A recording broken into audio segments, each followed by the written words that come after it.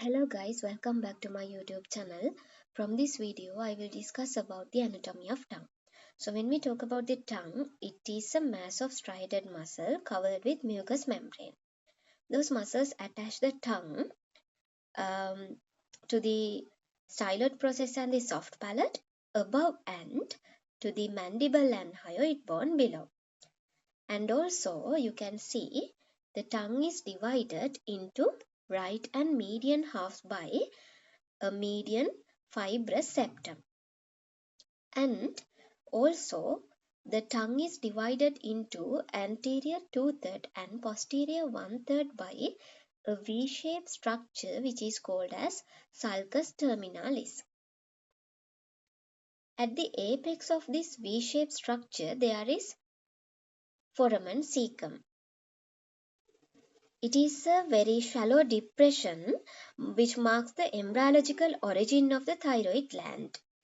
And they are immediately in front of the sulcus terminalis. You can see vallet papillae are there. These are the vallet papillae. When we talk about the under aspect of the tongue, it bears a median frenulum of the tongue. On either side of this median frenulum, you can see there are lingual veins, arteries as well as nerves. The lingual nerve you cannot see here, and also the submandibular duct coming from either side are also situated in the under aspect of the tongue, and also the orifices of the submandibular duct you can see here.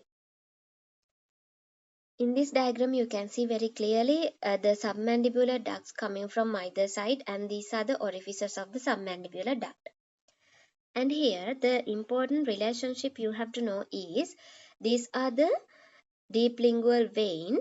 Medial to this deep lingual vein, there are lingual nerve and arteries. In this area, lingual nerve and arteries are there. You have to remember that relationship, although those cannot be seen in this diagram. Most laterally, you can see this is the fimbriated fold which is formed from the mucous membrane of the tongue. When we talk about the structure of the tongue, the thick stratified squamous mucosa of the dorsum of the tongue bears papilla over the anterior 2/3 of the tongue. Here you can see there are small papillae. Here in this area you can see filiform papillae, and here fungiform papillae. You can see very clearly the structure of filiform papillae and fungiform papillae when you do your histology part. And in the posterior 2/3 of the tongue, there are no papillae, but you can see it covers numerous lymphoid nodules. Those lymphoid nodules make in connection with the palatine tonsil and adenoids and makes lymphoid ring of Waldeus. In this diagram, you can see several structures. This is the palatoglossal arch. This is the palatoglossal arch on either side, and palatoglossus muscle is there, and also this is the superior constrictor muscle. This is also the superior constrictor muscle. You can see lateral glossoepiglottic fold here, lateral glossoepiglottic fold, and this is the vallicula. This vallicula is the important spot point in anatomy. It is always given in your spots, vallicula, and this is the median glossoepiglottic fold. This is the epiglottis, and you can see the palatopharyngeus muscle here. This is the palatoglossus. Palatoglossus means, glossus means tongue, palato means palate. It connects the palate and the tongue. Palatoglossus. Palatopharyngeus means it connects the palate and the pharynx together. This is the palatopharyngeus muscle. And you can see the buccopharyngeal fascia here. Buccopharyngeal fascia and buccinator muscle is here. Orbicularis oris, and then facial artery and vein. Those are the important structures you have to remember. These are also, this lymphoid tissue also called as lingual tonsils. Those lingual tonsil, palatine tonsil and adenoids together makes the Waldeus ring. There are two types of muscles in the tongue. Those are called as intrinsic muscles and extrinsic muscles. First, we will see what are the extrinsic muscles. There are four types of extrinsic muscles. Those are genioglossus, hyoglossus, styloglossus, and palatoglossus. First, we will see genioglossus muscle. This is the genioglossus muscle. Genioglossus muscle origin from the superior genial spine of the mandible. It comes from the mandible. Genioglossus muscle comes from the mandible and inserts with the other muscles of the tongue, and it is supplied by hypoglossal nerve. And the action of this genioglossus muscle is protrusion of the apex of the tongue. Tongue protrusion is the action of the genioglossus muscle.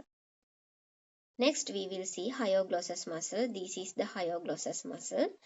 It is origin from the body and greater cornu of the hyoid bone. This is the hyoid bone, and hyoglossus muscle origin from the body and greater cornu of the hyoid bone, and it inserts to the tongue, or it blends with the other muscles of the tongue. Nerve supplies also from the hypoglossal nerve, and the action of hyoglossus muscle is depression of the tongue. It depresses the tongue. Tongue depresses. It is the action. And the next muscle is styloglossus. Here you cannot see the styloglossus. I will show you in next picture. Here in this picture you can see styloglossus muscle is here. This is the styloglossus muscle. It origin from the styloid process of the temporal bone. This is the styloid process, and it origin from the styloid process. And when we talk about the insertion, it also blends with the other muscles of the tongue.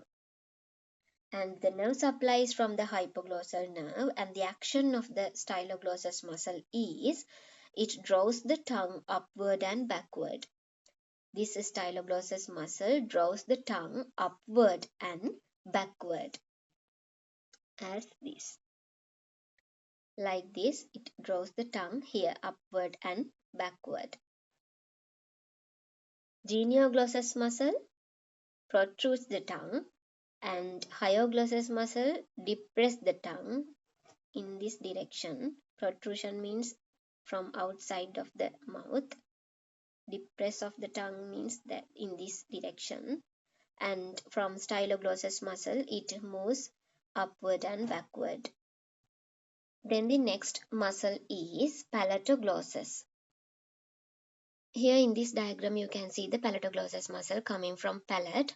It origin from the palatine aponeurosis and insert into the side of the tongue, and the nerve supply is different. Remember that the nerve supply to the palatoglossus muscle is from pharyngeal plexus. It is from pharyngeal plexus, and the action of palatoglossus muscle is it pulls root of the tongue upward and backward and narrows oropharyngeal isthmus. So those are the extrinsic muscles, four extrinsic muscles of the tongue. Next, we will see the intrinsic muscles of the tongue. There are three types of intrinsic muscles as longitudinal muscle, transverse muscles, and vertical muscle fibers. Here you can see the longitudinal muscle fibers, and here are the transverse muscle fibers, and also there are vertical muscle fibers which you cannot see in this diagram. Those are the intrinsic muscles of the tongue. Here in this sagittal section you can see several structures. I will show you them. Here orbicularis oris muscle is there, mandible, hyoid bone, and here this is the foramen cecum, and this is the posterior two-third of the tongue where lingual tonsils are situated, and this is the vallicula. This diagram is also important for your anatomy spots. This is the epiglottis, and oh yes, those are the structures you have to remember in this sagittal section of the tongue. Next, we will see the innervation of the tongue. Here, this diagram is very clear and it shows very clearly the sensory innervation of the tongue. Anterior two-third of the tongue is innervated by lingual branch of the mandibular division of the trigeminal nerve. It gives the general sensation.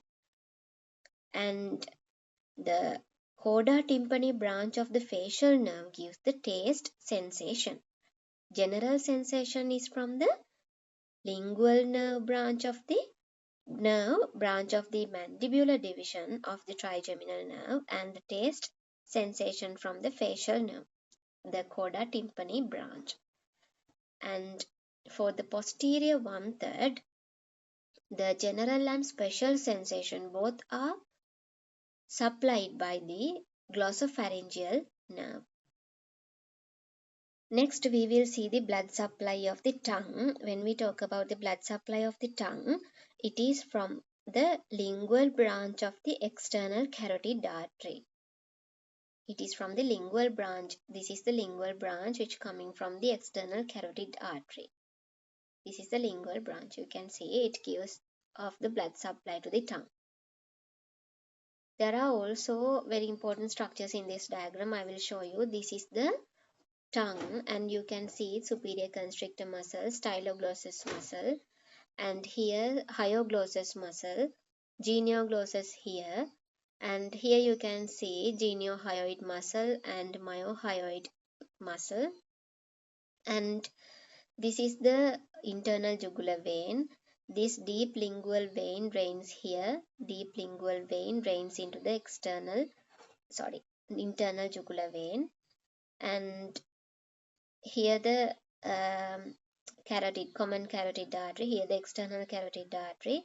It gives branch lingual artery. It goes like this.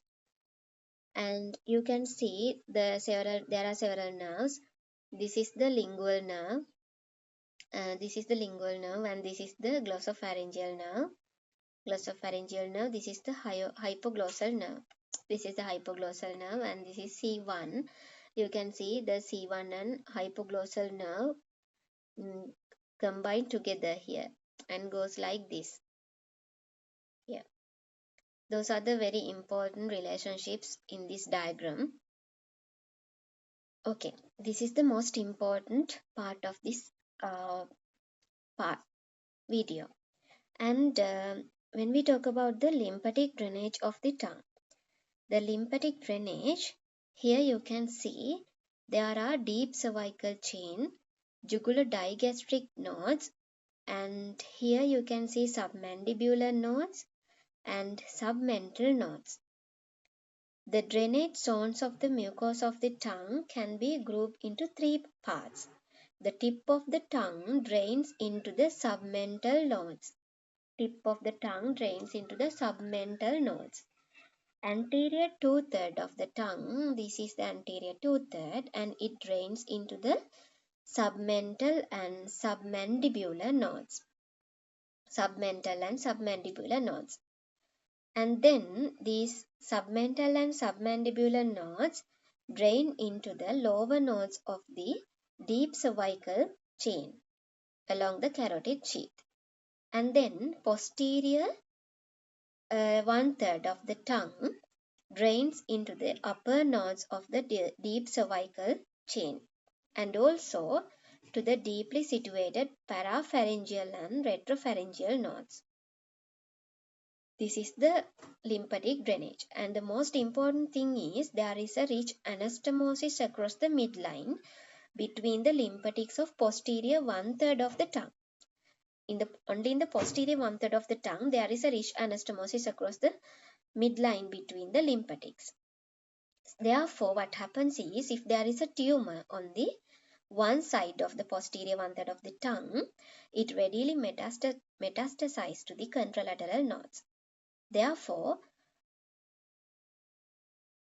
it is very important to know where this posterior one-third of the tongue drains to which lymph nodes, and also, but the anterior two-third of the tongue, it has only little cross communication between either sides. Therefore, if there is a tumor in one side of the tongue in anterior two-third, it do not metastasize to the opposite side of the tongue until its late stage. That is the most important thing when you go into a clinical practices. The lymphatic drainage of the tongue and how the carcinoma of the tongue spreads. When we talk about the hypoglossal nerve palsy, there is hemiatrophy of the ipsilateral side of the tongue and also deviation of projected organ towards the paralyzed side. When the tongue protrudes, it deviates towards the damaged side of the hypoglossal nerve. Those are the very important points about the anatomy of the tongue. Hope you clearly understood about the anatomy of tongue and its clinical correlations. Thank you for watching.